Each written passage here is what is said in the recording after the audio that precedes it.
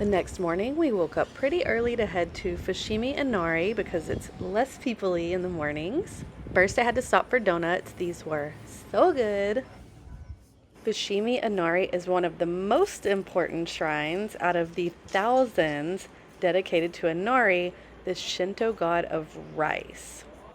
Foxes are believed to be Inari's messengers, so you'll see many fox statues all through the shrine. The beginning parts of the trails are very busy, but the further along you go, it does get way less crowded because it is quite a hike.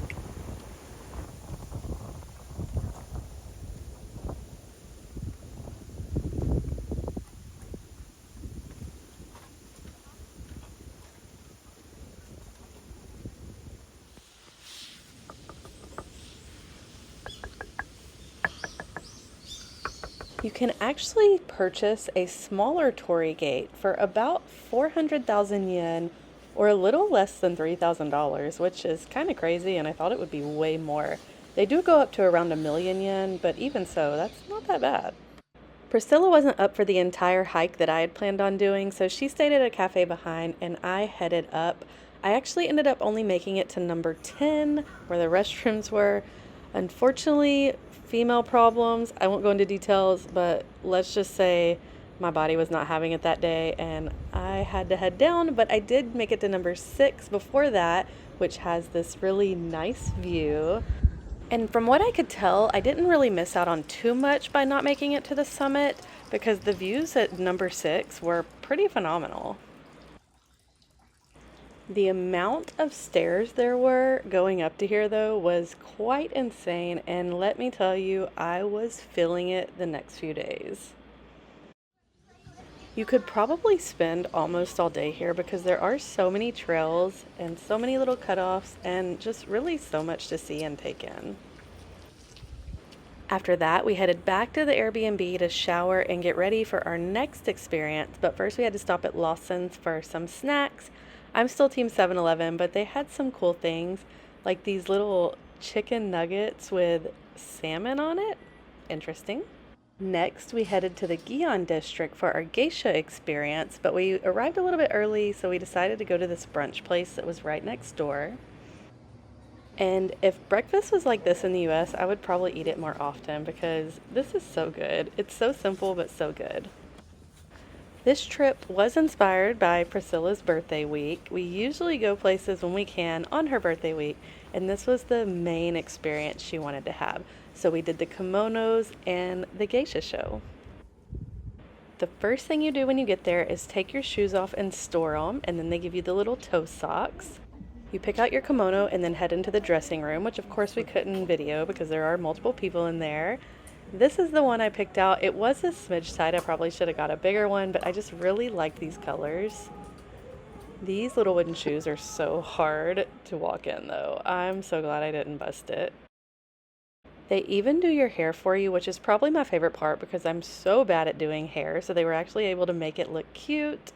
They also give you plenty of time to go outside and take photos before the geisha experience starts.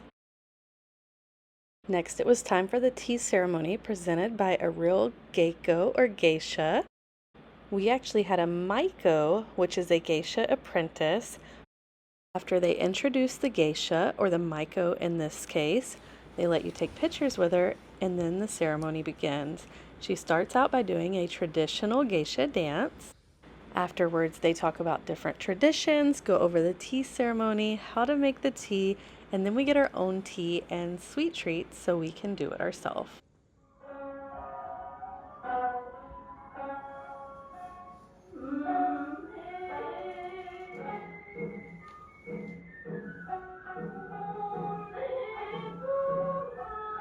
We got 2 different types of wagashi or Japanese sweets. Then we got a bowl of matcha powder, which we learned to prepare properly.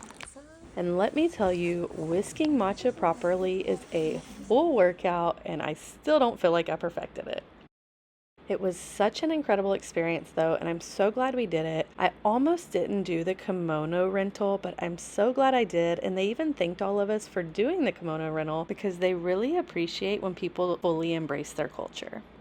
And this only cost about $120 each, which I think is a really good deal for the experience that we got.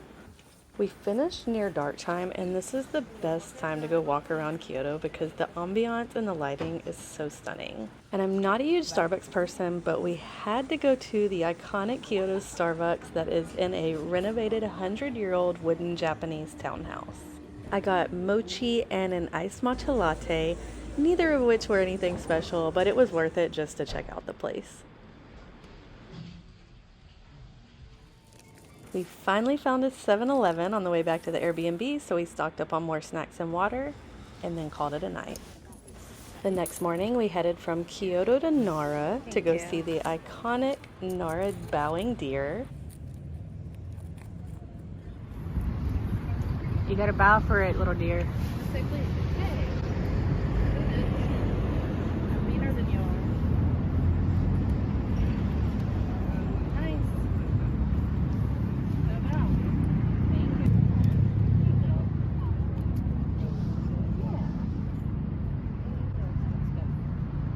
Of course, I also had to sample it and see if it had any flavor. It did not. It was like, no, you licked off of it. He said, I want a whole piece, not half. Nara was almost an hour train ride from Kyoto, and we basically just went for this.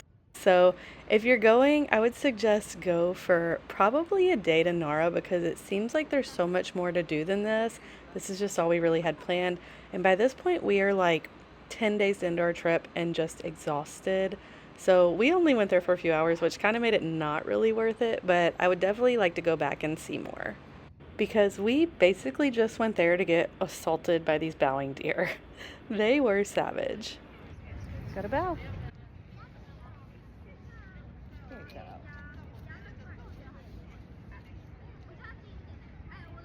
This is what it's like to be in a zombie apocalypse. Oh, hey, no. Don't bite.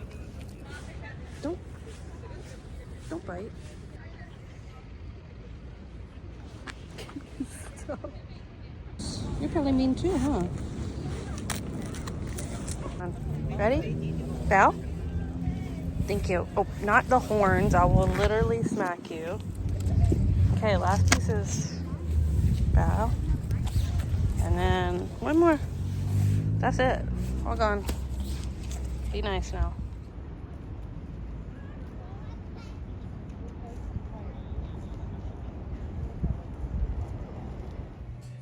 For lunch, we found this little sushi place that was just one single bar. You actually had to walk through this other restaurant to get back to it, and it was so good. I usually prefer the deep fried Americanized rolls, but these hand rolls were so fresh and delicious. Each order came with 3, but we both ended up ordering extras. I got shrimp, pork, and salmon, and each one had a suggested sauce that went along with it, and let me tell you, they were all equally delicious. I can't even pick a favorite. At this point, my calves were hurting so bad from the hike the day before that I went to the store to find some kind of electrolytes or anything that might help. I found these weird mineral jelly packets, and I don't know if they helped, but they tasted kind of good, and I really wish we had them here. We were really hoping to see the mochi pounding demonstrations, but unfortunately they were closed that day. However, we did find a really good mochi store where we picked up some different treats to take back with us. We picked up some other treats and souvenirs and then headed back to Tokyo on the bullet train.